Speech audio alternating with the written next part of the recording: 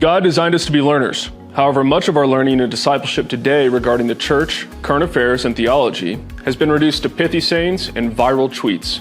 Just Say It seeks to help Christians go deeper on church, theology, scripture, and current issues in our world. I'm Chase Davis. And I'm Matt Patrick.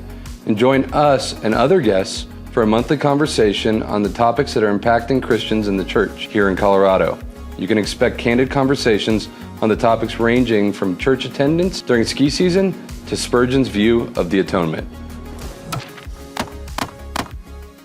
Welcome back to another episode of Just Say It. This is Pastor Chase Davis here with Pastor Matt Patrick. Matt, thanks for joining me today on our show. Yeah, I didn't have much of a choice. The powers that be said, you will do this. Just showed up on Matt's calendar. He's like, I will go there now. That's pretty much how I operate. Well, we're in a series, a few episodes. This is our third or fourth, depending on when you're listening, or maybe your first, depending on when you're listening, of our 4 commitments as a church family. And so our 4 commitments are defiantly hopeful, persistently cheerful, biblically faithful, and what's this one we're covering today? Historically Christian. Historically Christian. And I'm going to read the verse that goes along with that from Jude 3. Jude 3 says this, "Beloved, although I was very eager to write to you about our common salvation, I found it necessary to write appealing to you to contend for the faith that was once for all delivered to the saints." And then how did we articulate historically Christian for our church? Just the sentence that we have with each one, which you can always find. If you want to reference it, they're always on our website. But we are committed to contending for the faith delivered to the saints. Sounds just like the Bible verse you just read. Yeah, we're just trying to encourage people to speak Bible. Just speak Bible. So we both like history. Yeah. Not everybody loves history. Yeah, I know. Why should people care about this one, Chase? Yeah, it's an interesting thing. I was just actually talking with Pastor Derek about it. We went on our elder retreat, and obviously I have an academic interest in history, but I've always been kind of interested in history growing up, whether it was World War II, like a lot of guys, or the Civil War, or whatever. But I think, particularly in the last few years, that desire to learn from history really just came over me in a profound way and that drove me to do my research that I'm doing. But it was because of my dissatisfaction with the way things are and the answers I'm getting today. Mm-hmm. And I think anyone who looks at the world and says, I don't like the way things are, and the answers people are providing don't really seem to be that effective or helpful or thoughtful or smart.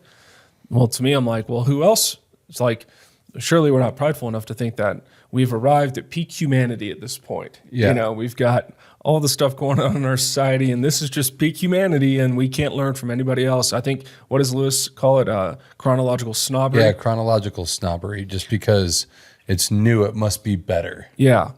And there are new things that are better. When I remember when I first met Matt, it was like I think, would you still call yourself a tech geek? You weren't really a tech geek, but you were like way into like. I like new things that are shiny. Yes. I'm very simple in like that way, dog. but also deep. More like a fish with a shiny lure. You can get me every time. And so I think with historically Christian, we both. I think your dad instilled in you, whether you liked it or not, a love for history, because he loves talking about history. And I just had a great appreciation for history based on the context I was raised in. And so in seminary, we both went to seminary. There was some history. There were only a few classes I took on history. Same.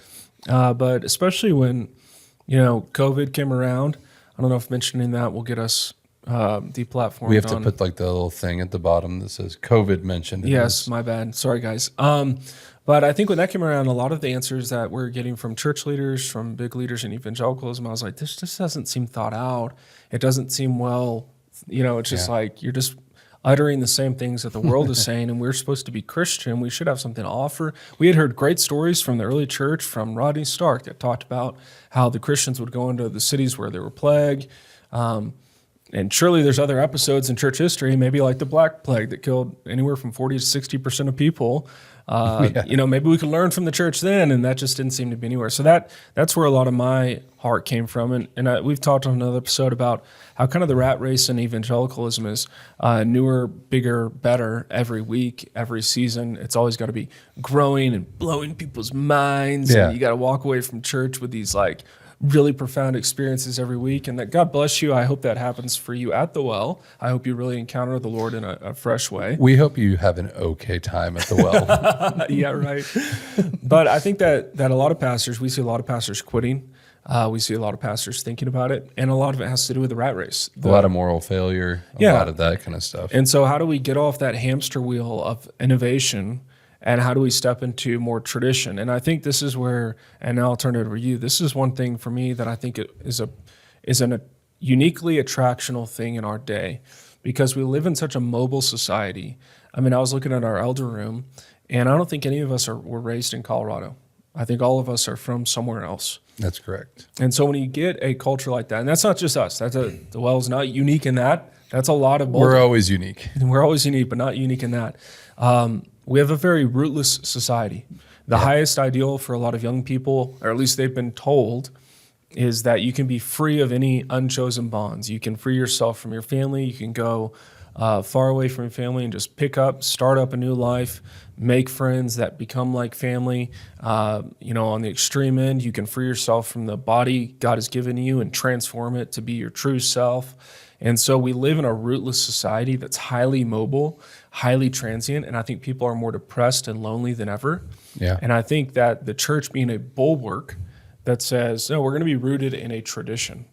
I think it's actually very attractional to people now, and I see this in a lot of young people moving from Protestantism or generic kind of evangelicalism either to Catholicism or Greek Orthodox or Eastern Orthodox. They're looking for something more transcendent and more tangible and more liturgical than they are kind of like the next TED Talk, the next series that comes out. Yeah. I think historically Christian would have been an easy one to avoid. It might even cause some people their biggest kind of holdup, because they might have questions around, well, what part of Christian history are we? And we're saying all of it. But, obviously there is points in Christian history that weren't as good as others. But I think the reason it's actually controversial for people is because they've almost been fed so much of a lie that, quite frankly, all of Christian history after the book of Acts was terrible. Right. That everything Christians did, from Constantine to the Crusades to, pilgrims and, coming to America and the American Indians and all these things that or you constantly hear Christianity is responsible for all of the world's greatest atrocities and wars, which isn't true. Right. And we actually have learned to ignore the beauty of our history and what has come out of that: hospitals, orphanages, churches, people being saved. We forget that, hey, people being saved and not going to hell throughout history because of Christian missionaries and pioneers willing to literally risk their lives by going forward is a beautiful thing to know and understand, and it informs us. What was it that caused those people to want to do those things? What was it that caused the Puritans to want to flee their religious oppression in which they were facing in their home country and come to the United States, and what happened in those things, and how does that speak to our culture today, and what are we missing now that came out of our culture that was good? It's not all bad. Yes, there was sinners. They were all sinners. But they were saved by grace, and they did some stuff that was wrong. They also did a lot of really great things. And I think Christians need to regain that and recapture that, and it will inform much more of how to live. And like you've already said, the rat race, we've talked about in another episode, the reality that when we say we're biblically faithful, how Christian history actually tells us how we kind of define that and how we go about it. And there's so much great work that's been done by great men and great women throughout history that we should be paying attention to, and really informs us on how to live and how to navigate crises, and also just the everyday ordinary things of life and how we are to live. And that's something I see missing so much from the average Christian walking around today. Yeah, and if we think about it in another lens, how people are formed, and we've said for a while now, a lot of Christianity comes down to relationships, your relationship with God, your relationship with others. Those relationships are always based on story, meaning the stories we tell ourselves. You see a lot of people, and I would count myself as one of them, who in their youthful kind of early 2000s angst was ungrateful, disrespectful, all these kind of things. that story that I told myself shaped how I treated others, shaped how I understood God, and shaped how I viewed myself. And if we are people that are formed by story and relationships over time, we should be people who know our own story, know our own history. And when we read those stories of redemption in the Old Testament and Christ's sacrifice for us, we are a people rooted in history. History is a story that we are believing to be true. Now, obviously, we could get into historical methods and that kind of thing, but in general, we're saying, no, we are the people of God, the church, not just the Well Church, any gospel preaching church, any church that divides the word rightly and practices the ordinances or sacraments. And then thirdly, if you would practice church discipline, but like that's our story. We are Christians and this is our story. And so we're going to live into our history.